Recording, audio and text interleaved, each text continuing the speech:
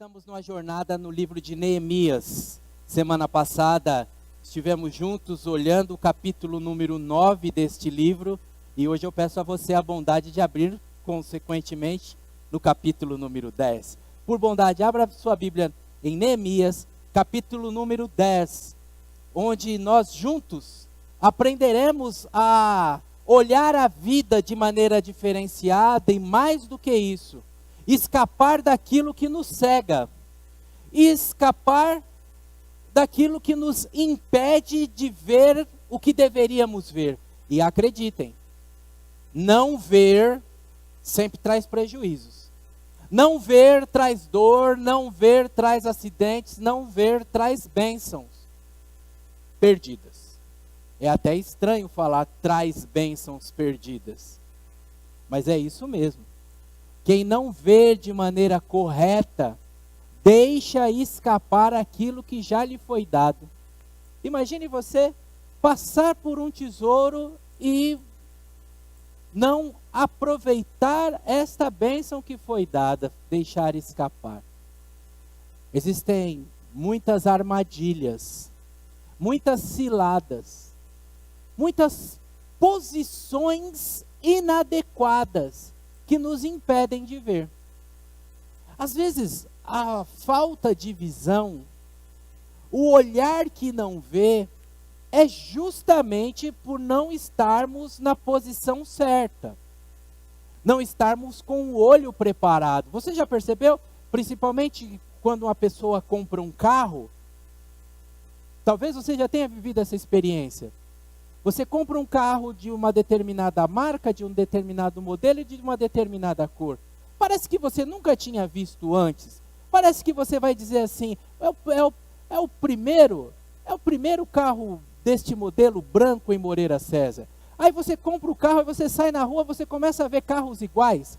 Quem já passou por essa experiência? Tem um carro igual ao nosso? Tem um carro igual ao nosso? Então, é porque o seu olho ficou preparado. Agora que você já está mais... A sua mente está pronta para absorver. Agora que você você já não passa mais como vários carros passam. Você cria uma identidade, uma identificação. O olho preparado vê. O olho preparado percebe, e a posição certa nos ajuda a ver e não cair em armadilhas. Diferente disso, o olho despreparado, o olho que está de alguma maneira olhando em outra direção, está perdendo os assuntos que acontecem. A nossa visão tem um ângulo, irmãos, talvez 120 graus. Para ser sincero, eu não fui pesquisar para ser tão técnico assim com você. Mas eu estou olhando aqui, eu consigo pegar parte das saídas laterais, consigo pegar parte dos vitrôs, olhando para frente aqui, mas as cadeiras auxiliares, se tivesse alguém sentado nelas, nesta posição que estou, eu não conseguiria ver. Se alguém estivesse ali mostrando a língua para mim, se alguém estivesse me zoando, não conseguiria observar. Esse é o chamado ponto cego. Armadilhas da vida estão escondidas pelo ponto cego. E é sobre isso que nós vamos conversar nesta noite. Sobre a realidade de que às vezes nós estamos preocupados com os nossos pontos fortes. E é bom você caprichar, você melhorar, otimizar, você se aperfeiçoar nos seus pontos fortes. Se você é bom de matemática, estude mais matemática. Se você é bom de teclado, estude mais teclado. Não tem porquê o tecladista ir tocar percussão. Porque algumas pessoas, elas querem aperfeiçoar os seus pontos fracos. E aí elas ficam que nem um pato, né? Nem anda. Já viu o pato? O pato nem anda bonito, nem voa bonito, nem nada bonito. O pato faz tudo, mas é desengonçado, né? Nem anda direito, nem nada direito, nem voa direito. Essa não é a ideia. Os pontos fracos, é bom a gente ter gente boa do nosso lado que ajude-nos a nos compensar em nossos pontos fracos. O problema não é nem o seu ponto forte, nem o seu ponto fraco. problema são os pontos cegos. Aquelas situações na vida que estão acontecendo e eu não estou vendo. Por isso a mensagem dessa noite é tão importante. Porque você, nessa noite, aprenderá e conseguirá perceber, à luz da Bíblia Sagrada, como nós anulamos os pontos cegos e com isso escapamos de armadilhas. Eu pedi a você que abrisse a sua Bíblia em Neemias capítulo 10. A nossa leitura começa no versículo número 28. Neemias capítulo 10, leitura que começa no verso 28.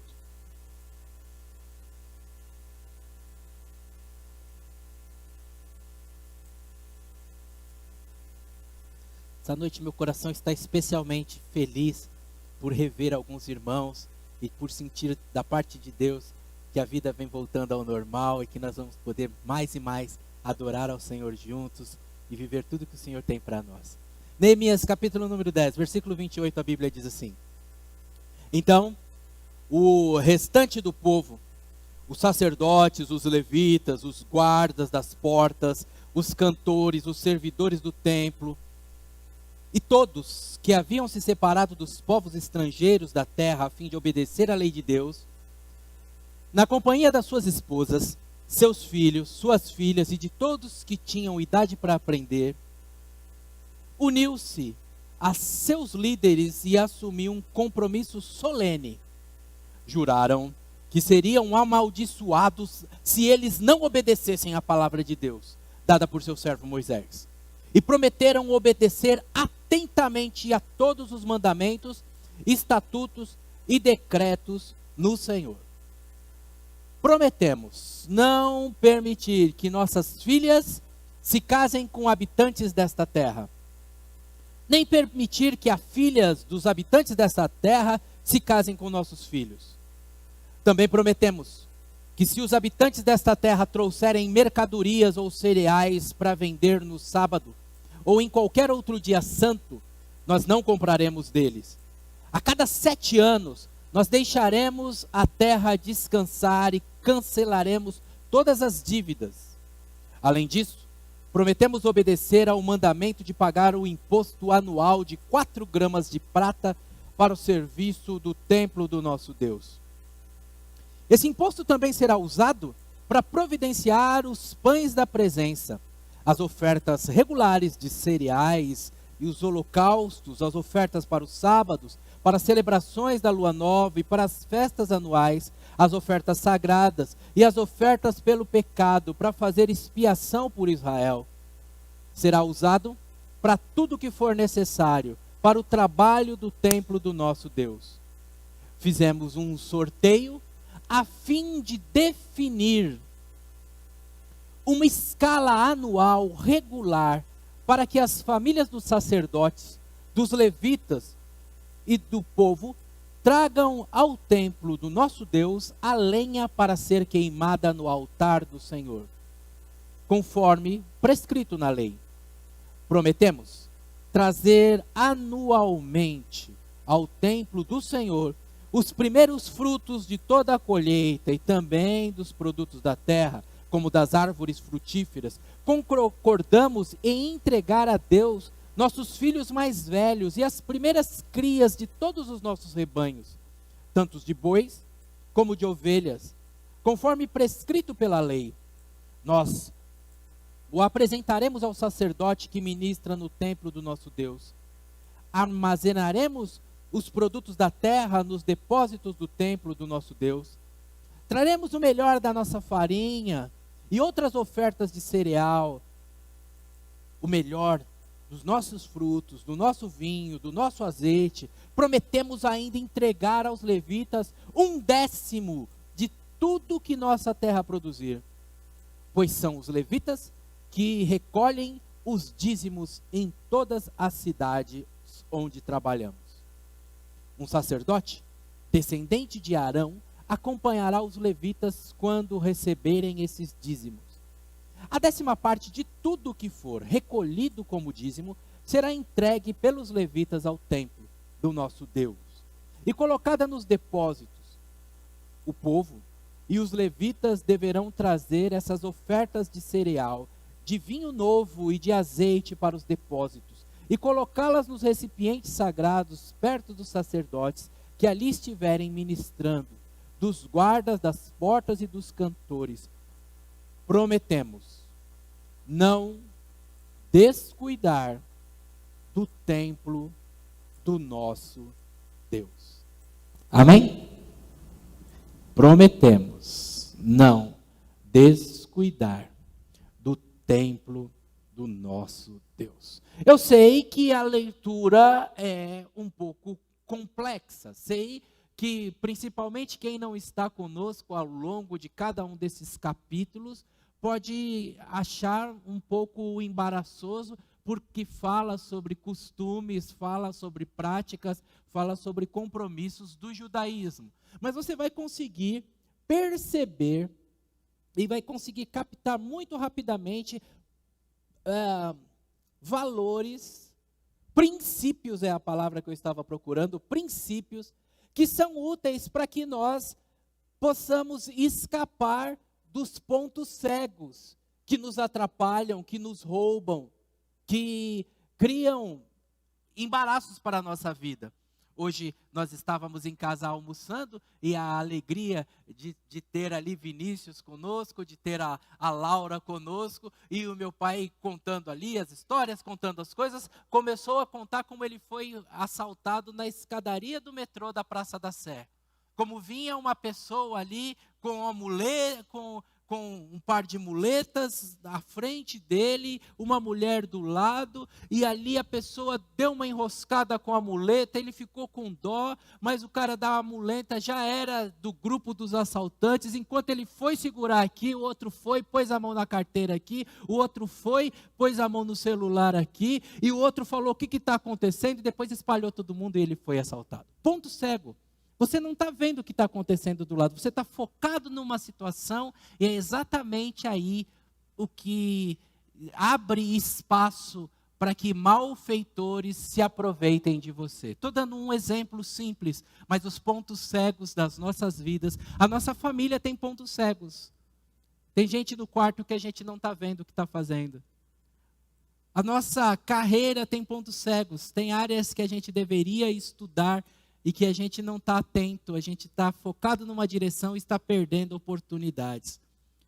Se você entendeu o conceito de pontos cegos, você vai entender este momento daquele povo que saiu da escravidão, veio agora para a sua condição de volta a Jerusalém, de volta ao seu território, saíram da Babilônia, onde sofriam, onde eram explorados, onde eram esvaziados da sua identidade, onde não podiam louvar a Deus, onde não podiam viver sua fé, viver seu costume, comer suas comidas, estavam totalmente deslocados num território estrangeiro e desejosos de voltar para sua terra natal. E quem está longe da terra natal sabe como o lugar que a gente nasceu faz falta, e para aquele povo ainda muito mais, porque em Jerusalém é onde Deus estava. Se você lê o Salmo 137, você lê o choro daqueles homens e mulheres dizendo: às margens dos rios de Babilônia, nós nos assentávamos e chorávamos porque os nossos opressores nos pediam canções. Mas como que a gente vai cantar canção se a gente não está na nossa terra natal? Como é que a gente vai fazer isso? Então, quando eles voltam para a sua terra natal, eles começam a organizar a vida. E eles começam a perceber que eles foram levados escravos porque não cuidaram de princípios importantes da vida. Não cuidaram da família. Não cuidaram do compromisso com Deus. Não cuidaram das suas mentes, não cuidaram dos seus corações. Tudo isso, irmãos, foi criando pontos cegos. Falhas que permitiram ao inimigo, os babilônios, atacarem a eles e levarem a eles presos. Mas nós hoje não temos babilônios para vir, mas acredite, existem muitos inimigos contra nós. Inimigos físicos, inimigos do seu casamento, inimigos da sua vida profissional, inimigos da sua saúde, inimigos. E existem também inimigos espirituais. A Bíblia diz que a nossa luta não é contra a carne e contra o sangue, mas contra principados e potestades. Não duvide desta verdade.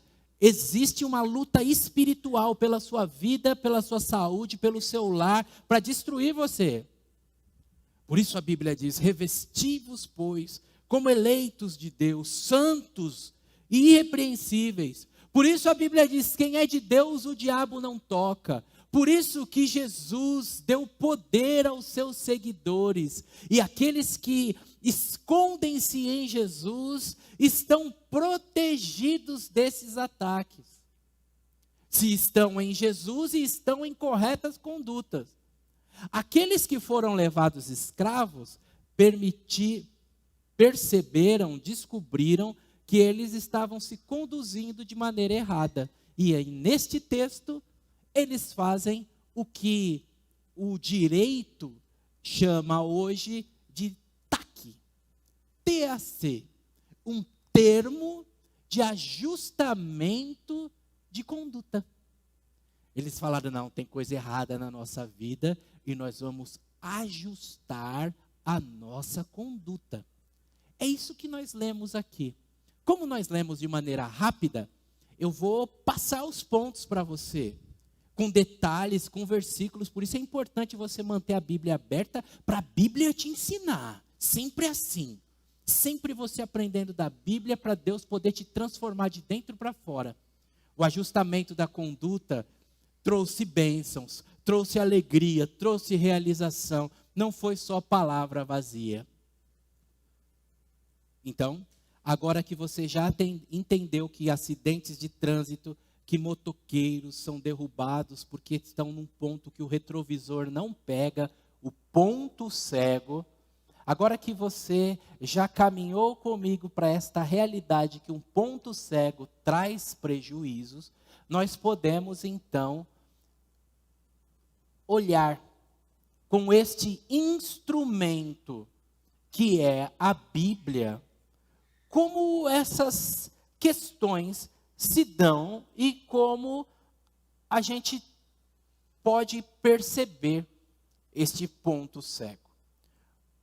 O retrovisor não pega o ponto cego, mas aí algumas pessoas usam um outro retrovisorzinho para auxiliar nesta visão.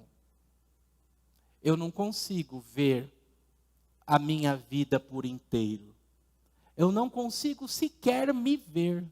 Quando eu quero me ver, eu consigo ver minhas mãos, consigo ver meus pés, mas eu não consigo ver a ponta do meu nariz, a lateral do meu nariz ou os meus lábios. Eu preciso de um espelho. O conceito do espelho, quando você vê a pessoa falando assim: meu pai é meu espelho, minha mãe é meu espelho. Parece que é uma coisa bonita e romântica, mas não é. Dizer que minha mãe é meu espelho é dizer que eu vejo na minha mãe aquilo que eu não consigo ver na minha vida. E às vezes isso é duro. Pode perceber que as filhas que brigam mais com a mãe são aquelas que são igual à mãe. Já percebeu? E vice-versa também, né? Ou com o pai. Quando a gente briga muito com a pessoa, é porque essa pessoa é igual a gente. Quem aqui tem um filho que tem um temperamento igual a você? Tem alguém que tem? Olha aí, quanta gente, ó. E é com esse que sai faísca, não é? Não é com esse hurtador que sai faísca? Então, é isso mesmo. Porque é o meu espelho, eu estou me vendo nele. E às vezes o que eu me vejo nele, eu não gosto do que eu estou vendo. As pessoas servem de espelho. E o versículo número 28 traz para nós esse espelho tão bonito que são a liderança. Os versos número 28 e 29 mostram que o povo viu o que eles deveriam fazer. O povo viu nos líderes aquilo que eles estavam falhando e viu nos líderes a correção e entendeu que deveriam entrar neste caminho. Como os líderes são importantes, irmãos. Como a sua liderança no lar, como mãe, como pai. Você que é líder de um departamento, você que é líder na empresa, acredite, não duvide das minhas palavras. Tem pessoas que estão imitando você, que estão seguindo você, que olham em você e veem qualidades que querem ser que merecem investimento. Você é um espelho para ela quando ela diz, eu gostaria de ser assim. Todos nós. E assim é horrível a situação de quem é liderado por um líder fraco. Quem é liderado por um líder que não serve de exemplo. Às vezes a gente vê pessoas lideradas falando assim, não, o que o nosso líder fala, ignora aquilo lá que ele fala. O que ele fala não deve ser escrito. Um líder sem credibilidade é a pior coisa que tem. No lar, no trabalho, na igreja, na nação. O que ele fala, só fala porcaria, só fala bobagem. O que ele fala é um prejuízo muito grande. Se a Bíblia está trazendo para nós que a liderança é espelho, você está acompanhando comigo, né? Versículo 28 e 29, quando o povo se decide a, então, seguir aquele modelo, aquele reflexo.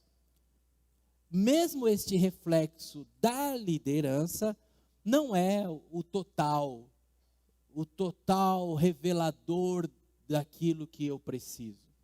E aí nós temos, irmãos, a palavra de Deus. Sim, a palavra de Deus, ela, de maneira ainda mais eficaz e mais completa, exigindo de nós alguma atenção. Ela revela, ela tem esse efeito de espelho sobre a nossa vida. Eu leio a palavra de Deus e vejo os pontos que eu tenho para melhorar. A ponto de um teólogo chamado A.W. Tozer dizer assim, que algumas pessoas leem a Bíblia procurando falhas e contradições. Procurando achar na Bíblia algum erro, algum defeito. Mas um homem sincero lê a Bíblia procurando os seus próprios defeitos. E essa é a nossa postura.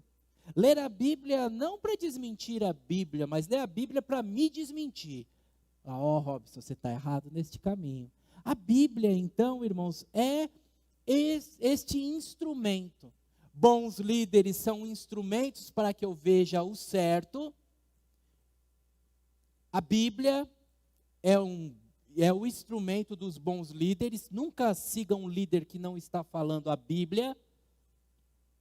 A Bíblia é um bom instrumento direto para mim. Posto isso, e feito esses destaques, eu posso então trazer para você agora as áreas que você deve ter cuidado para se libertar, para você reconhecer os pontos cegos de acordo com essa experiência vivida pelo povo de Deus. Em primeiro lugar, o ponto cego, o que produz o ponto cego, o que nos impede de ver é a anomia. Anomia cega. Se você é igual eu, você não está familiarizado com essa palavra, porque eu não estava familiarizado com essa palavra. Mas eu falei, vou trazer uma palavra nova, que aí eu aprendo uma palavra nova, né? Eu cresço, melhoro, e quem não conhece, passa a conhecer uma palavra nova. A letra A, em muitas palavras, significa não. E o nomos significa lei. Anomia, e não anemia. Não, nemia, deve ser ferro no sangue, alguma coisa assim. Mas não é anemia, é anomia. É uma vida sem lei, uma vida sem regras, uma vida sem parâmetros, uma vida que não tem estes cuidados. Normalmente, quando a gente é jovem, a gente é mais inclinado à anomia, vida louca, não é? Vida louca. Quando a gente é jovem, a gente é mais inclinado. Pai, você não sabe nada, não. Não quer seguir as regras, não quer seguir as leis, não quer ter disciplina. Mas isso não é só coisa dos jovens. Isso é coisa dos humanos. Isso é inclinação nossa sem Deus. E aí, chega uma hora que à medida que a vida vai passando, a gente já vai tendo condições de fazer uma continha de menos. o que eu ganhei e o que eu perdi. A vida vai passando e com essa continha de menos, quando você faz o que eu ganhei menos o que eu perdi, você vai descobrindo assim, eu não tenho hora para dormir não. O que eu ganhei? O que eu perdi? À medida que o tempo vai passando, você vai descobrindo que você perdeu mais do que ganhou. Uma vida sem disciplina, uma vida sem regra. Eu fumo mesmo, eu bebo mesmo. O que eu ganhei? O que eu perdi? Eu perdi mais ou eu ganhei mais? A sabedoria da vida está nisso. Veja que é uma conta simples, né? A continha de menos. O que eu ganhei? O que eu perdi? Você vai descobrir que uma vida sem lei, uma postura vida louca, vai resultar em perdas. E é essa percepção que esse povo tem. Olha lá comigo, versículo número 29, está bem escrito, bem descrito na palavra, bem vivo para chamar a nossa atenção. Que aquele povo que tem um ajustamento da conduta, que quer agir certo, quer ter menos prejuízo, eles fazem um primeiro compromisso naquele dia. O nosso primeiro compromisso, nós prometemos obedecer a palavra de Deus. Prometemos ter regra, prometemos ter parâmetro, prometemos ter um caminho para a nossa vida. Prometemos ter um novo padrão que não está de acordo com aquilo que é mais popular, daquilo que está na moda, ou daquilo que vai me trazer mais lucro, mas daquilo que foi testado pelo tempo e que foi fruto do amor do próprio Deus. Nós prometemos nessa data obedecer atentamente a palavra de Deus. Uma vida sem regras tem muitas armadilhas escondidas que podem te pegar. Tenha este cuidado. E nós hoje estamos em grande vantagem, porque nós hoje, a palavra de Deus para nós não é uma letra morta. A palavra de Deus hoje para nós não é um conjunto de textos sem vida. A palavra de Deus para nós hoje é uma pessoa, a pessoa de Jesus. O Evangelho de João, capítulo 1, versículo número 14, diz assim: o verbo se fez carne e habitou entre nós. A palavra é uma pessoa. Jesus é a palavra de Deus, a palavra viva. O autor de Hebreus, você vai lembrar bem, Hebreus capítulo 1, a Bíblia diz assim: tendo Deus outrora falado, muitas vezes, de muitas maneiras aos nossos pais pelos profetas. Hoje, esse Deus fala conosco através de Cristo Jesus. A palavra é uma pessoa. E essa pessoa, viver de acordo com essa pessoa é ser humano de verdade. Viver de acordo com essa pessoa é agradar a Deus. Viver de acordo com essa pessoa é poder criar os filhos de uma maneira diferenciada. Viver de acordo com essa pessoa é colocar a cabeça no travesseiro e descansar com paz e tranquilidade. Viver de acordo com essa pessoa é ter força para enfrentar a vida. Viver de acordo com essa pessoa é ter força para enfrentar a morte. Quando a morte chega, quem viveu com Jesus sabe que tem vida eterna e sabe que vai encontrar com seu Deus. Irmãos, viva de acordo com a palavra e você vai se livrar de pontos cegos. Viva de acordo com a palavra e você não vai cair em armadilhas. Sim, em primeiro lugar, a anomia cega. Em segundo lugar, a paixão cega. Paixão cega. Eu sei, paixão é gostoso.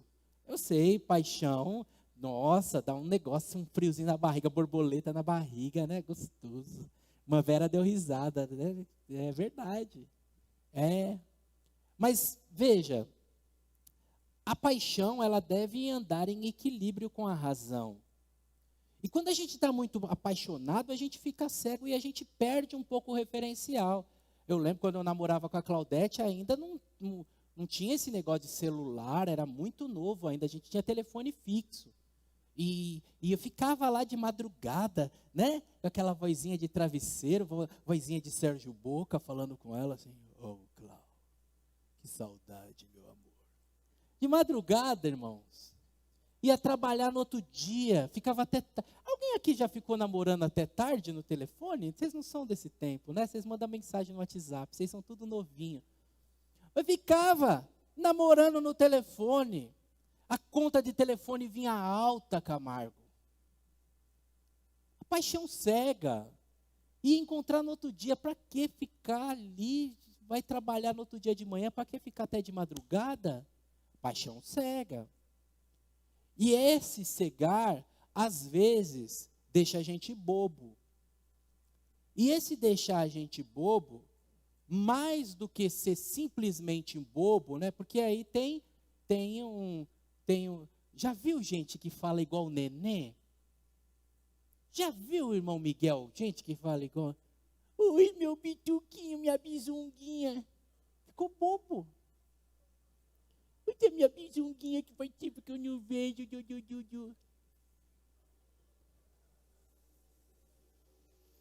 Mais do que isso, a gente deixa...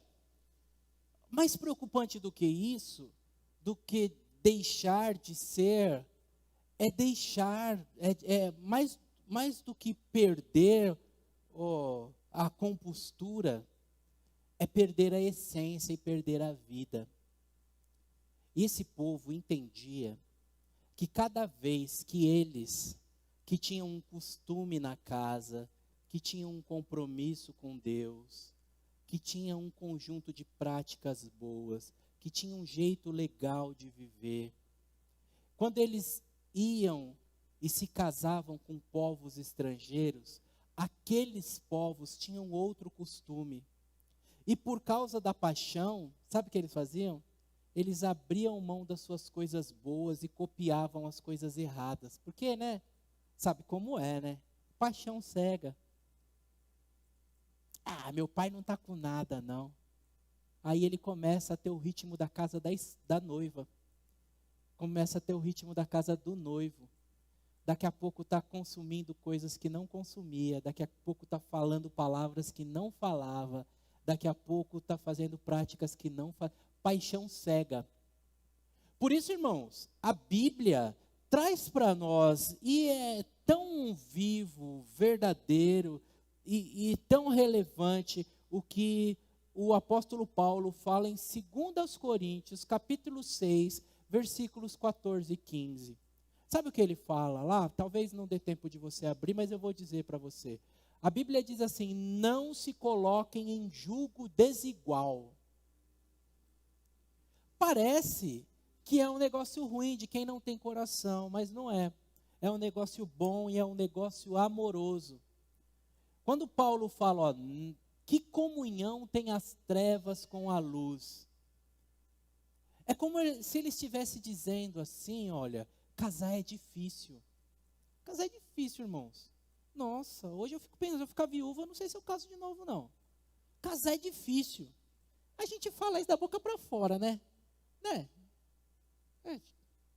Casar não é difícil, irmã Clarice? Não, é que a senhora casou com o Camargo, a senhora orou, casou bem. Se a senhora casasse comigo, a senhora ia ver como é difícil. Bom. Quem está lá no fundão não ouviu. A irmã Clarice falou assim, Omar, casar não é difícil, pastor. É muito difícil. Entendeu? É lógico. Casar é fácil. É isso mesmo. Chama o pastor ora sobre ele, casou, né? Quero ver viver. Mas é isso que nós estamos falando. Não é, irmã Berenice? Irmã Berenice, 4 décadas, um casamento lindo, maravilhoso. Mas é difícil, não é? Tem que puxar a orelha do irmão Paulo, tem que dar um 220 no pé dele, né? Beliscar o umbigo dele com alicate para fazer o negócio. Fiar a agulha. A Maria está dando risada que está casada há 8 meses, só não deu nem um ano ainda, né, Maria?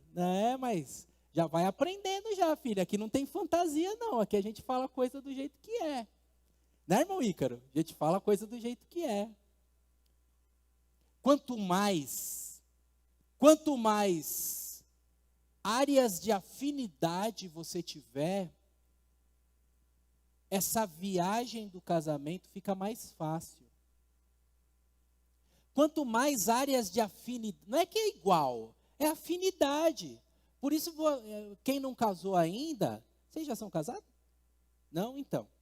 Só case com alguém que você dê risada junto.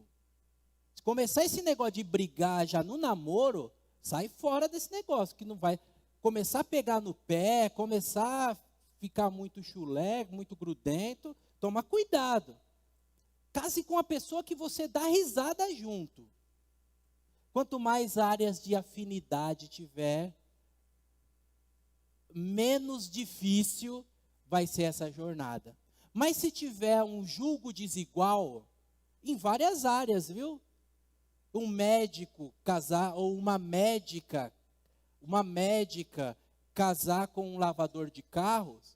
Ai, pastor, mas o amor, o amor, então, mas no filme da sessão da tarde, não é?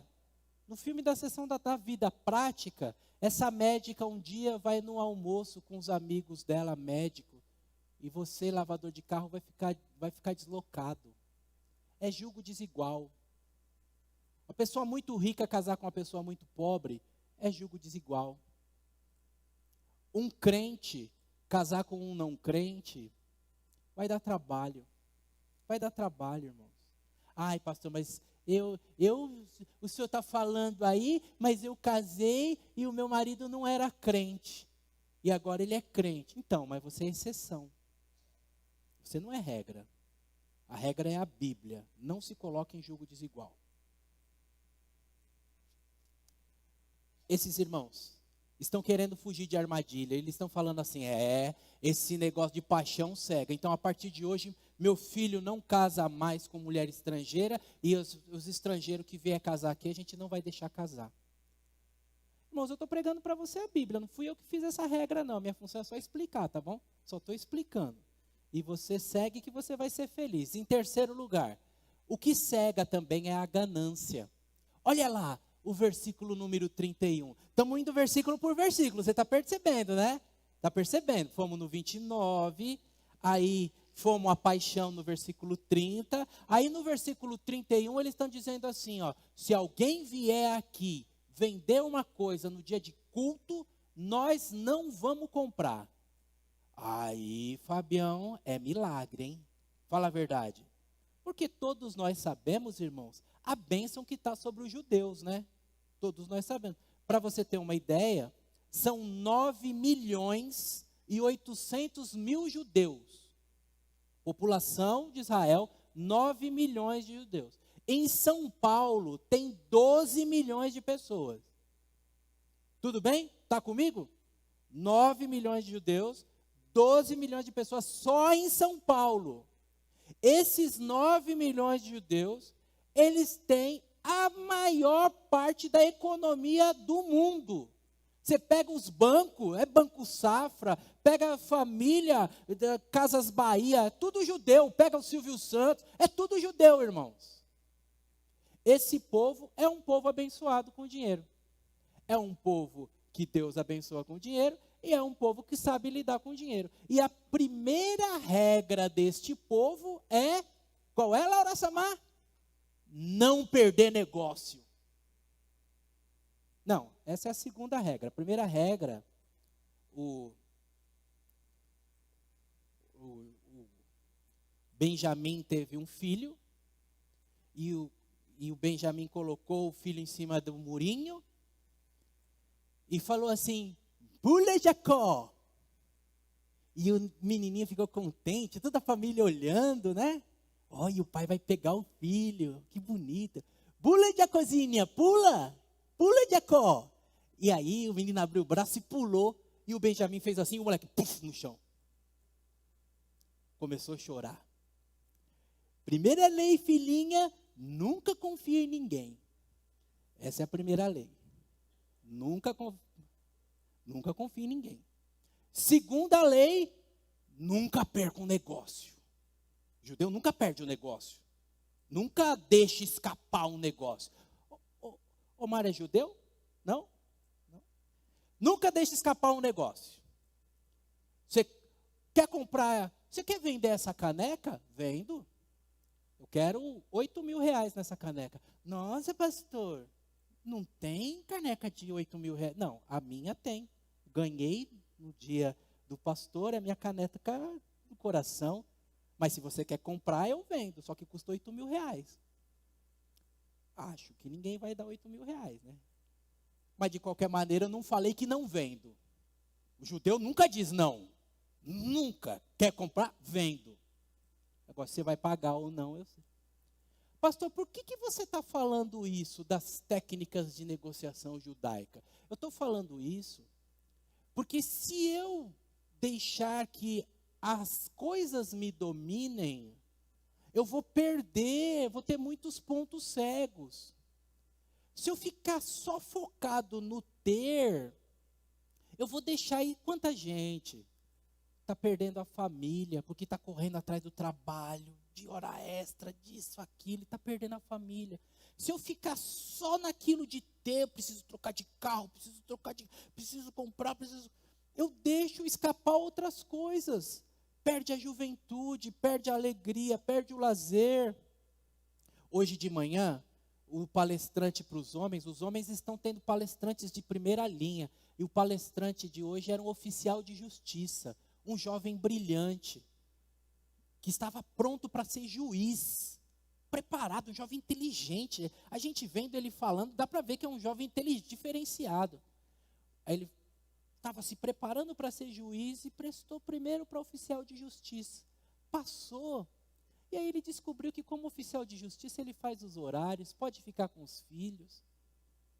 Mas agora se eu for juiz eu vou ganhar 5.000, 10.000 reais a mais, mas eu vou ficar que nem doido correndo lá. Para que eu quero 10.000 reais a mais? Meu salário de oficial de justiça, eu mantenho minha família com dignidade, eu vou ser oficial de justiça. Percebem, irmãos? O que esse povo está falando aqui, diferente do que eu acabo de te dizer, eles estão falando assim: se alguém vier fazer com o negócio, a gente vai falar, nesse dia não. A gente separou um tempo. Não se preocupe com o sábado. A gente não está falando aqui de um dia no calendário. A gente está falando aqui de um dia do coração. A gente está falando de um coração que não se deixa dominar pelas coisas. Por isso que um jovem que foi falar com Jesus, e a Bíblia chama ele de jovem rico, e Jesus, para testar o coração dele, falou: vende tudo e me segue. Irmãos, Jesus não quer o dinheiro de ninguém, não quer. Jesus queria ver o coração daquele homem. E no coração aquele homem foi reprovado. E a Bíblia diz que ele saiu da presença de Jesus triste. Sabe por quê? Porque as coisas foram mais importantes para ele. Se você olhar só para as coisas, você vai deixar preciosidades nos seus pontos cegos. Preciosidades vão escapar. E eles falaram: não, nós temos uma nova conduta. Nossa nova conduta agora tem tempo para todas as coisas. Nossa nova conduta agora eu vou priorizar as prioridades. Dia de trabalhar a gente trabalha, dia de ganhar dinheiro a gente ganha. Não é que não é para ganhar dinheiro, é só que é para ganhar o dinheiro no dia certo, na atividade certa, do jeito certo. Isso não pode dominar a minha vida. A ganância, essa vontade de ter, cria pontos cegos. E assim, irmãos, com a ganância que cria pontos cegos, com a paixão que cria pontos cegos, nós vamos fazendo aqui o nosso panorama e vamos tendo este lugar. Em último lugar, talvez tenha até chamado a sua atenção na leitura. A última coisa que cria pontos cegos é uma vida que desconsidera Deus. Eu comecei a ler os Irmãos Karamazov de Dostoiévski, mas era num e-book, eu não me adaptei muito bem com esse negócio de ler na tela, confesso a você. Mas esse livro do Dostoiévski traz um dos irmãos lá, acho que o Dmitri, nem vou lembrar qual deles, que em determinado ponto ele fala assim: se Deus não existe, a gente pode fazer qualquer coisa. Se Deus não existe, tudo é permitido. E aí eles caem em si: então Deus existe, porque tem coisa que eu não faço. coisa que eu não posso fazer. Então existe um Deus. Esses irmãos, eles estão percebendo que dá para viver uma vida e que muitas vezes eles viveram uma vida sem Deus. E Jesus conversou com fariseus, com gente que tinha Deus só no nome. Tinha Deus só na camiseta escrito Jesus, só no adesivo no carro escrito Jesus. Gente que era de Jesus só no domingo, no caso dele só no sábado. E eles entendem que eles caíram nessa armadilha. Eles falam assim, a gente estava sendo crente, mas crente só da boca para fora. Mas a gente não estava comprometido com as coisas de Deus, comprometido com a obra de Deus, comprometido com quem serve a Deus. Não estávamos envolvidos para fazer a coisa crescer, para ser parte de uma coisa maior. No Velho Testamento o dízimo é 10%. No Novo Testamento o dízimo é 100%. Os crentes vendiam suas propriedades e depositavam no pé dos apóstolos. Acabou. Sabe, irmãos, eu sempre ouço, desde muito tempo, desde os tempos idos, faz umas 3 décadas que eu ouço pessoas falando do dízimo, falando mal. E normalmente quem fala mal é quem não dá dízimo. Quem fala mal são os não crentes. Os crentes nunca falam mal, sempre estão felizes, sempre tão bonito aí, sorridente. Às vezes um filho fala mal, pai, fica dando dinheiro para aquela igreja, mas é aquele pai que é abençoado por Deus, tem dinheiro, socorre a família, faz o almoço, compra o frango assado do domingo, não falta nada para ele. Você já reparou isso? O crente é abençoado. Mas eu não quero fazer aqui um discurso, um tratado sobre o dízimo. Não é esse o meu propósito. O meu propósito é você perceber que quando aquele povo foi para Jerusalém, aquele povo foi reconstruir a vida, eles precisavam investir na reconstrução, investir nos sacerdotes, investir, e eles falaram, poxa, a gente está falando que é de Deus da boca para fora. A gente precisa comprovar, e a gente só comprova esse negócio quando a gente faz parte do que está acontecendo. Mas a partir de hoje vai ser diferente. Nós vamos separar o melhor para o nosso Deus. A partir de hoje nós vamos viver uma vida piedosa. O que é o ímpio? O ímpio é aquele que vive como se Deus não existisse.